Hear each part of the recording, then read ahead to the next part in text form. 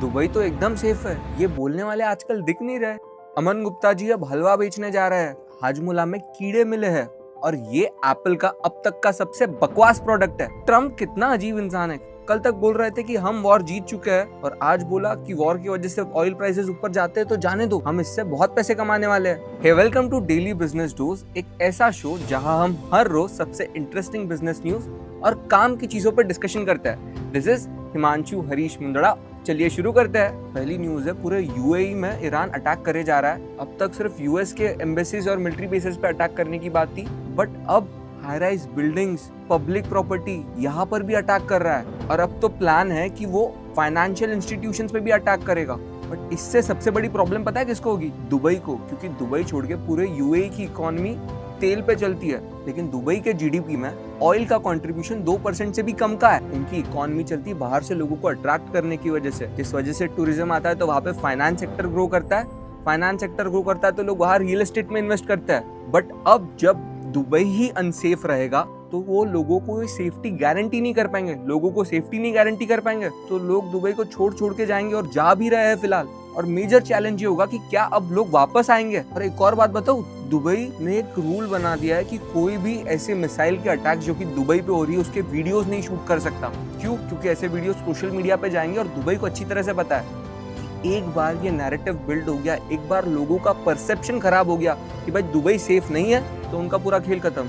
India में तो ऐसा नहीं हो सकता। अगली न्यूज है, अमन गुप्ता अब हलवा भी बेचेंगे, क्योंकि उन्होंने फुलवा नाम के एक हलवा बेचने वाले ब्रांड में पैसे डाले। हेल्दी हलवा सर्व करते हैं ये लोग, कोकोनट, ग्रीन चिली, मैंगो, ये सब फ्लेवर्स में हलवे बेचते हैं और एकदम हेल्दी हलवा, sugar free, health conscious, protein वाले हलवे। ये प्रोटीन का जो ट्रेंड है ना आजकल बहुत बढ़ता जा रहा है, क्योंकि अच्छी बात है, इंडिया एक प्रोटीन डेफिशिएंट कंट्री है। और ना भाई, ये प्रोटीन एक बहुत अच्छी कैटेगरी, क्योंकि इंडिया प्रोटीन डेफिशिएंट है, ऐसा पेपर पे बहुत सारी रिसर्चेस है। अब इंडिया के प्रोटीन रिक्वायरमेंट्स मीट होने से रहे, क्योंकि यहाँ पे लोग वेजिटेरियंस भी है और ये ऑन पेपर दिखा देते कि भाई वेजिटेरियंस के पास इनफ सोर्स ही नहीं है अपनी प्रोटीन रिक्वायरमेंट्स पूरी कर सके, तो इन्हें सप्लीमेंट्स लेनी पड़ेगी और सप्लीमेंट्स के लिए ब्रांड्स बनते हैं और ऐसे ही ब्रांड्स बने जा रहे हैं। अगली न्यूज सुनो, जोमैटो भी इस प्रोटीन की रेस में उतर गया है, लेकिन कोई प्रोडक्ट नहीं लाया जहां ये हाई प्रोटीन चीजें बेचेंगे, सैलेड, मिल्क शेक्स। बट भाई कॉन्फ्लिक्ट ऑफ इंटरेस्ट नजर नहीं आ रहा। और जोमैटो ने तो कहा भी था कि भाई हम रेस्टोरेंट से कम्पीट नहीं करेंगे। अब जोमैटो को जब पूरी तरह से आइडिया है कि कौन सा कस्टमर क्या प्रेफर करता है,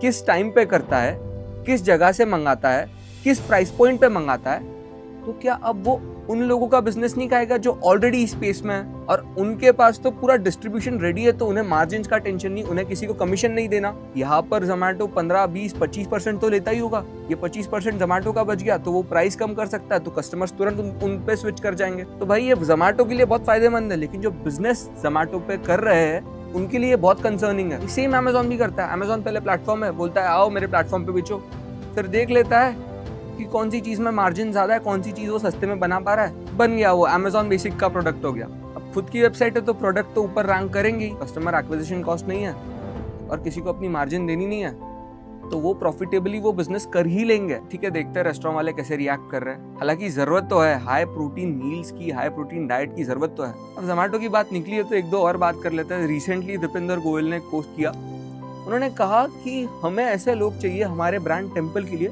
जिनका बॉडी फैट परसेंटेज 18% से कम हो। अब आप बोलोगे ये क्या बात हुई, तो भाई मुद्दा समझो, ये ऐसा करते हैं। इन्होंने पहले भी ऐसी चीज करी थी कि भाई अगर आपको हमारे साथ काम करना है तो आपको हमें पैसे देने पड़ेंगे। ये चीज भी बहुत वायरल हुई और वो जानबूझ के ही करते हैं, क्योंकि ऐसी चीज को अटेंशन मिलता है और अटेंशन मिल रहा है तो उनकी मार्केटिंग हो रही है, इससे लोग उनके बारे में बात करते हैं, उनकी प्रोडक्ट टेम्पल की अवेयरनेस क्रिएट होती है। और इन जनरल जोमैटो की मार्केटिंग बहुत अच्छी है। आप ये पोस्ट देखो, ये पोस्ट डाला था उन्होंने वुमेन्स डे के दिन, क्या प्यारा पोस्ट है कि भाई जोमैटो बोल रहा है कि औरतों को तो किचन में ही रहना चाहिए, ऐसा बोलने वालों को बेलन से मारना चाहिए, और ये छोटे में लिख करके लगा दिया। अब नॉर्मल बिजनेस क्या है, हैप्पी वुमेन्स डे डालेगा, कोई देखता भी नहीं है ऐसे ब्रांड्स को, जबरदस्ती विश करने में लगे हुए हैं, जबरदस्ती अपने स्टोरी स्टेटस पे लगाते हैं हैप्पी वुमेन्स डे, तुरंत लोग स्क्रॉल करते हैं। मगर ऐसा कुछ लिख दो और नीचे छोटे से में लिख दो हैप्पी वुमेन्स डे, लोगों को याद रह जाता है, लोग आपके साथ कनेक्ट करते हैं। हालांकि गैस शॉर्टेज की वजह से दोनों जोमैटो यानी इटर्नल और स्विगी के शेयर प्राइस एक दिन में 5% तक गिर गए थे। और अब जब किसी को पता नहीं है गैस शॉर्टेज कब तक रहेगी, क्या सीन है, वॉर कब तक चलेगी, तो जोमेटो ने तो तुरंत डिसीजन ले लिया, वो ब्लिंकिट पे फोकस करेंगे। उन्होंने 450 करोड़ ब्लिंकिट पे और इंजेक्ट कर दिए कि अब हमारा पूरा फोकस ब्लिंकिट पे जाएगा, क्योंकि भाई बहुत अच्छा डिसीजन हो गया, जोमेटो ने ब्लिंकिट को खरीद लिया। वरना ऐसे टाइम पे अगर ये सिर्फ जोमेटो पे लगे रहते हैं तो क्या होता अभी?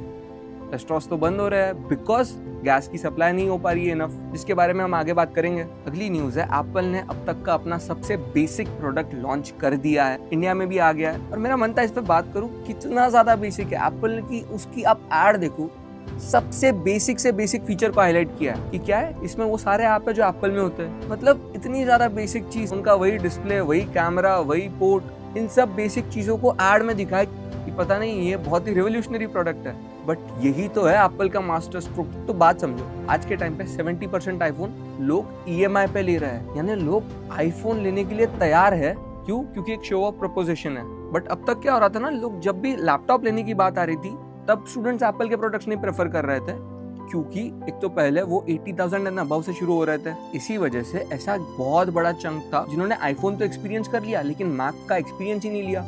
और अगर सिर्फ एक ही प्रोडक्ट है एप्पल का, तो वो एप्पल का पूरे इकोसिस्टम का मजा ही नहीं ले पाएगा। एप्पल का सबसे अच्छा पॉइंट ही तो ये है कि एप्पल का इकोसिस्टम इतना ज्यादा वेल कनेक्टेड और इतना ज्यादा स्मूथ है कि एक बार कोई एप्पल के इकोसिस्टम में घुस गया तो फिर वो निकल नहीं सकता। अब आप सोच के देखो, एक स्टूडेंट जिसके पास आईफोन है उसे मालूम पड़ता है कि यार आईफोन की एप्पल का लैपटॉप यानी मैकबुक 60,000 में मिल रहा है और मैं 50,000 का तो लैपटॉप ले ही रहा हूँ, तो बेटर है मैं मैकबुक लेता हूँ। मेरे पास आईफोन तो है ही। एक बार उसने मैकबुक लिया तो वो अगले प्रोडक्ट यानी एयरपॉड्स भी एप्पल से लेगा। टैबलेट लेने जाएगा तो सोचेगा कि भाई 2-3 प्रोडक्ट्स तो हो गए, अब मैं आईपैड ले लेता हूँ। और एक बार ना एप्पल के इकोसिस्टम में घुस गया तो अगले आने वाले सारे प्रोडक्ट्स एप्पल के ही लेगा। इसलिए उन्होंने एक बेसिक वर्जन निकाल दिया है, एक बेसिक प्राइस पॉइंट के साथ, जो कि 60,000 है, और एकदम क्यूट कलर जो कि आज के टाइम पे जनजी को अपील करे और जिसे वो शो ऑफ कर सके।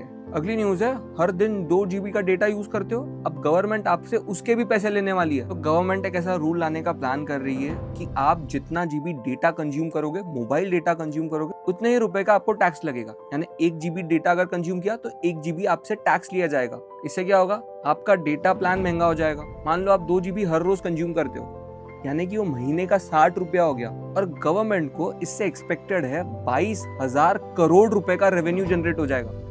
यानी 22,000 करोड़ GB का डेटा ऑल ओवर इंडिया में कंज्यूम होता है। मतलब क्या ही जीनियस मास्टर स्ट्रोक है भाई गवर्नमेंट के लिए।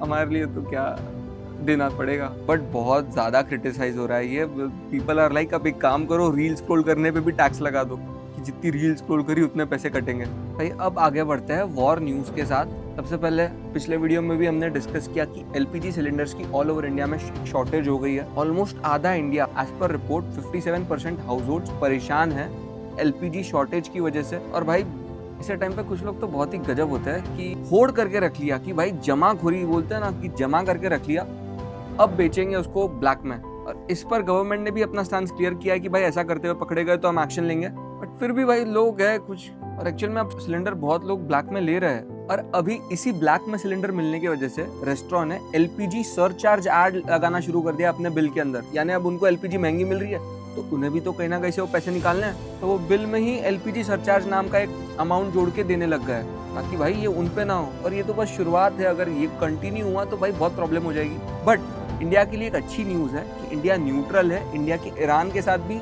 रिलेशंस अच्छे हैं, और ये रिलेशंस अच्छी होने के वजह से ही ईरान ने इंडिया की 2 LPG शिप्स को स्ट्रेट ऑफ हॉर्मुज से आने के लिए अलाउ कर दिया है। बहुत ही जल्दी इंडियन LPG की 2 शिप्स इंडिया आ जाएगी, जिससे एटलीस्ट थोड़ा काम तो चल जाएगा। बट भाई अभी तो गैस आएगी, फिर उसको डिस्ट्रीब्यूट किया जाएगा, बट इन शॉर्ट टर्म तो कोई सोल्यूशन दिख नहीं रहा है। जो लोग बाहर पढ़ने गए हैं उनके PG में उन्होंने मेन्यू को शॉर्ट कर दिया है। रेस्टोरेंट अपने मेन्यू को कंसाइज कर रहा है। अब अगर आपको पूरी थाली मिलती थी दाल चावल रोटी सब्जी, तो हम आपको सिर्फ अभी दाल चावल दे पाएंगे ताकि हम आने वाले टाइम के लिए भी फ्यूल को कंजर्व कर सके। और अगर ऐसा ही चलता रहा तो भाई तकलीफ हो जाएगी बहुत। और भाई वॉर ऐसा ही होता है, सिर्फ कुछ लोगों का फायदा होता है। इस पूरे टाइम में एक ही कंट्री है जो पैसे कमा रही है, वो है रशिया। बाकी सबको तो नुकसान ही है। खुद USA को नुकसान हो रहा है, बिलियंस ऑफ डॉलर लग रहे हैं उन्हें लड़ने के लिए, और उनके खुद के रिलेशन गल्फ के साथ खराब हो रहा है। और ईरान का तो शुरू से एटीट्यूड ही है, वो बोल रहा है कि हम ये लड़ाई जीतने के लिए लड़ ही नहीं रहे। उनका एटीट्यूड है हम नीचे जाएंगे तो पूरी दुनिया को लेकर के जाएंगे, तो फिर क्या पॉइंट है लड़ने का।